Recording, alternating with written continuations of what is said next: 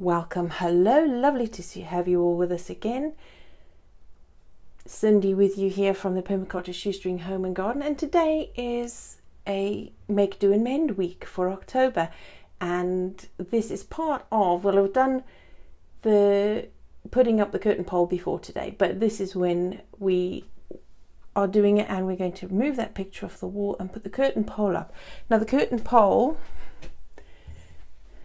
as I have done for very many years and storing up things that might come in handy, it's a very old brass curtain pole, tarnished, but that doesn't matter. A little bit of steel wool, we'll brush that off, oil it with a bit of WD-40, and we're going to make our own hooks to hold them onto the wall, because the length of this pole, by the time we get the hooks, the rings up there to hold it, the space is not wide enough to get the pole in. So what we've decided to do is make wooden ones that will screw into the wall once we've got the pole in already, and that should make a light job of that. The fabric I decided to use for the front door curtain is a very old blanket, the kind they just don't make anymore, a proper blanket, which is going to be nice and heavy enough. It's wide enough, but it's not long enough. So what I'm going to do is, some of that denim that I've been saving up, I'm going to cut strips, sew them together and add to the top of the curtain. I might just put it on the bottom as well to make the right length, just so that the denim would be easier to get clean when it comes to washing, especially when the floor gets mucky. So that's what I'm going to be doing. And also, because I didn't know what I was, I found rings for the pole that were on these old curtains that I had very many years ago that I made. Again, another make, do and mend thing to cover up the fronts of bookshelves. But I didn't have curtain tape then. And I found a way of sewing these craft rings on. I don't even know what they are for, but I found a box of them. And I sewed them onto the bottom of the fabric, the bottom of the hoop onto the fabric, and I hooked on the curtain hook like that. And that hooks into the ring on the pole. So I didn't have any curtain tape, and that was my solution. And when I found that, I thought, well, why not just do the same thing again? I will cut those off and do exactly the same on that door curtain. And I don't need tape, just those rings and the hooks, or maybe even something different. I could just put a string of ribbon along the top of the inside and just hook the hooks on the ribbon, which would be pretty much the same as curtain tape, really, because it's a ribbon in the tape that the hooks go on. So I'll think about that one, and that will be a very easy solution there as well. So I'll see how I go, and I'll let you know with that one. So I've done what I set out to do, and I've started making the curtain all done now, actually, and I just need to put on the hooks. I'm just going to talk to you a little bit about while I'm putting on the hooks, and when it's finished I shall show you what it looks like. But for now, I'm going to put you down. You're going to lose my head, because all you see is then hopefully the fabric.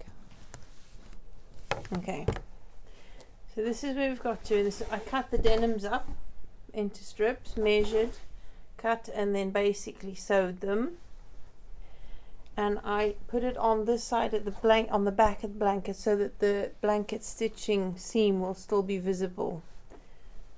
Okay. So that's what it looks like at the top of the blanket, and this will be the top of the curtain. So here is where I'm going to put these rings. Remember I told you about them earlier when I was doing, let me find the middle first. The spacing them is the tricky bit.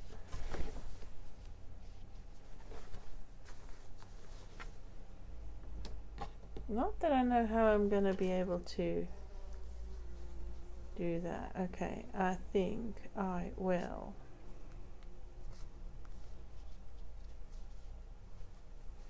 Do that, just like that. I'll pin it on like that, and I'll space them out. I'll get back to you when they're ready.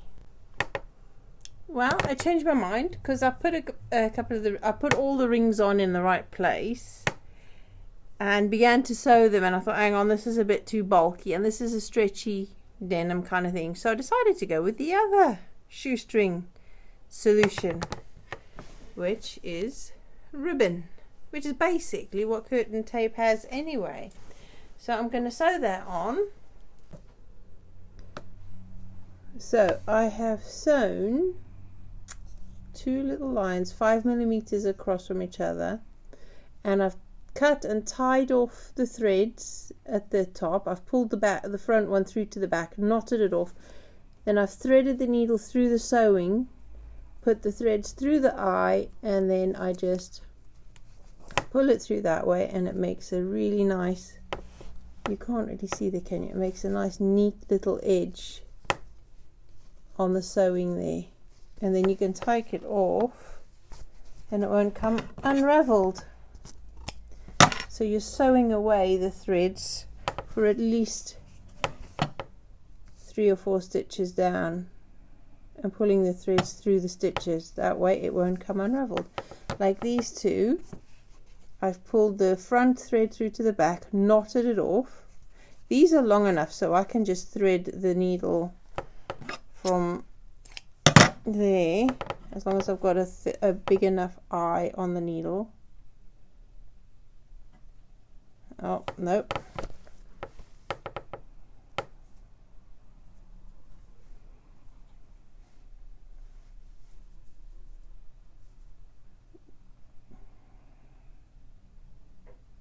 Because you can sometimes get both threads through the needle. There you go. Oh, fiddlesticks, it came out. It's very short thread. So usually with short threads like this, you'd sew the needle, you'd thread the needle through halfway through 3 or 4 stitches on the sewing, and then put the loose threads through the needle and pull it through for short threads.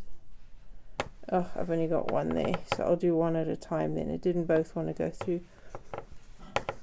So I don't know if you can see there. I am just going front to back on the needles, on the thread, on the sewing thread, front to back, and pulling it through, and then it's ready to cut off. But I'll sew this one through as well first before. Usually I can put both threads through the needle at the same time. It's a bit tricky just because I'm videoing it to show you. If I had longer threads I could do it, thread the needle and then sew it through the holes, but these are short threads. So with short threads you'd usually thread the needle. I really need a different camera holder. So I've threaded it through the sewing holes there, and then I just pull that through, and then back with the other side, cut off the threads, nice and tidy now, don't know what that thread is, and then I can put, I'll not lose that needle. Now because I've made that little gap there with the ribbon, you really can't see this. The light is absolutely awful, isn't it?